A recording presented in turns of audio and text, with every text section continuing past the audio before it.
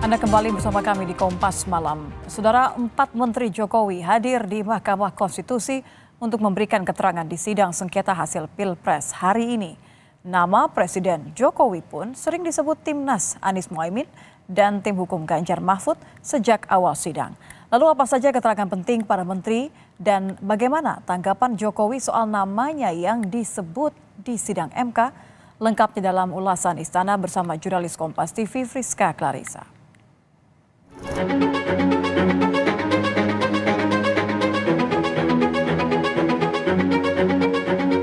Yang pertama yang perlu didengar oleh Mahkamah adalah Saudara Muhadjir Effendi, Menteri Koordinator Bidang Pembangunan Manusia dan Kebudayaan. Kemudian yang kedua, Bapak Airlangga Hartarto, Menteri Koordinator Bidang Perekonomian. 3, Ibu Sri Mulyani Indrawati, Menteri Keuangan. 4, Ibu Tri Risma Harini, Menteri Sosial.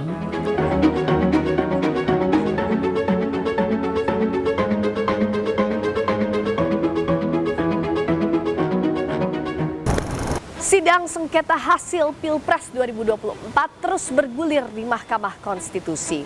Nama Presiden Joko Widodo sering disebut-sebut dalam sidang. Ada pula 4 menteri yang dipanggil Hakim MK untuk memberikan keterangan. Lantas apa kata Presiden Jokowi dan Istana soal ini? Lengkapnya dalam ulasan Istana bersama saya, Friska Clarissa.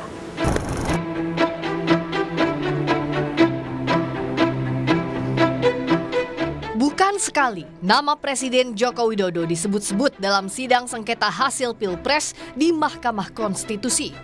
Kuasa hukum Timnas Amin, Bambang Wijoyanto, menuding ada intervensi Presiden Joko Widodo di Pilpres 2024 yang membuat perolehan suara pasangan Prabowo Gibran meroket, salah satunya lewat penyaluran bansos. Pelanggaran berupa pelibatan lembaga kepresidenan untuk kepentingan Paslon 02 nampak dan terbukti dari kampanye terselubung oleh Presiden Jokowi dalam berbagai kunjungannya. Ini nanti akan kami jelaskan di bagian lain. Yang disertai dengan pembagian bansos di provinsi yang menjadi area operasi adalah wilayah di mana Prabowo Subianto ternyata memperoleh suara rendah pada pemilu 2014 dan 2019 dengan sasaran pemilih diperkirakan 27 juta. Sementara Ketua Tim Hukum Ganjar Mahfud, Todung Mulya Lubis, menduga Presiden Jokowi melakukan nepotisme di Pilpres. Todung bilang nepotisme itu melahirkan penyalahgunaan wewenang untuk memenangkan pasangan Prabowo Gibran satu putaran. Adanya nepotisme yang dilakukan oleh Presiden Joko Widodo yang kemudian melahirkan abuse of power, terkoordinasi guna memenangkan pasangan calon nomor urut 2 dalam satu putaran. Nepotisme yang dilakukan oleh Presiden Joko Widodo dalam Pilpres 2024 dilakukan begitu rapi, secara terstruktur, sistematis, dan masif. Menanggapi namanya yang berkali-kali disebut dalam sidang sengketa hasil Pilpres, Presiden Joko Widodo enggan berkomentar. Jokowi menegaskan ia tak mau menanggapi jalannya proses persidangan di Mahkamah Konstitusi. Untuk apa? Saya tidak mau berkomentar yang berkaitan dengan MK. Sidang sengketa Pilpres Jumat ini menghadirkan 4 menteri. Keempat menteri yang dipanggil MK antara lain Menko PMK Muhadjir Effendi, Menko Perekonomian Airlangga Hartarto, Menteri Keuangan Sri Mulyani, dan Menteri Sosial Tri Risma Harini. Salah satunya Menteri Perekonomian Airlangga Hartarto yang ditanya Ketua MK Soehartoyo soal pernah atau tidak ada pesan dari Presiden Jokowi soal nuansa sensitif pembagian bansos jelang pemilu. Menjawab pertanyaan Ketua MK soal plotting pembagian bansos, Airlangga menegaskan tak ada ekstra program terkait pemilu dan bantuan sosial tetap sesuai yang diberikan setiap bulan dan setiap tahun.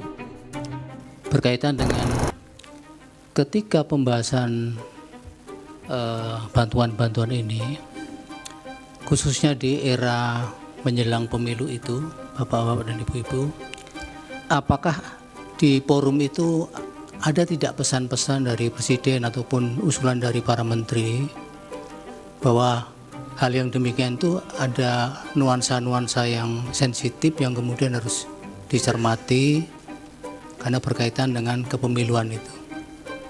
Pernah tidak dalam proses ratas-ratas maupun mungkin bisa dijelaskan Pak Menko bidang PMK atau bidang perekonomian? Jadi dalam pembahasan selalu fokus pada pekerjaan kementerian. Terkait dengan pemilu tentu dibahasnya di Kemdagri, pembahasan dengan Mendagri. Jadi kalau di sektor ekonomi kita tidak membahas terkait pemilu. Demikian. Baik, sebenarnya ini kan kaitan dengan ketika ada plotting-plotting soal bantuan itu tadi.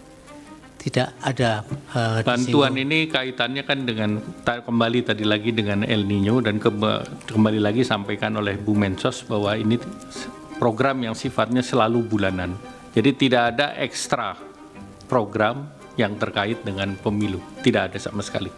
Semuanya sesuai dengan apa yang dilakukan setiap bulan dan setiap tahun. Demikian. Menteri Keuangan Sri Mulyani pun menegaskan proses penyusunan lini masa APBN 2024 sudah selesai sebelum penetapan Capres-Cawapres 2024 oleh KPU, sehingga penyusunan APBN 2024 tidak dipengaruhi sosok Capres-Cawapres.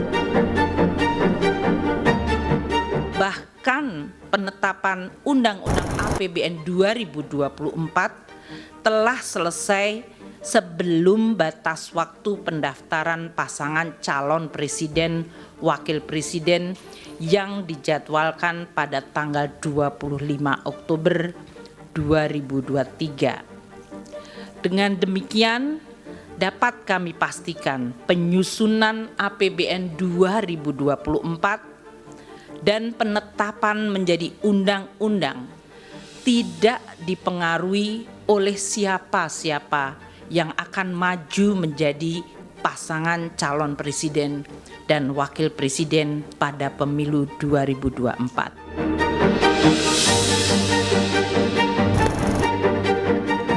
Hakim Konstitusi Arief Hidayat menjelaskan dasar pemanggilan keempat menteri yang merupakan pembantu presiden untuk memberikan keterangan di sidang MK.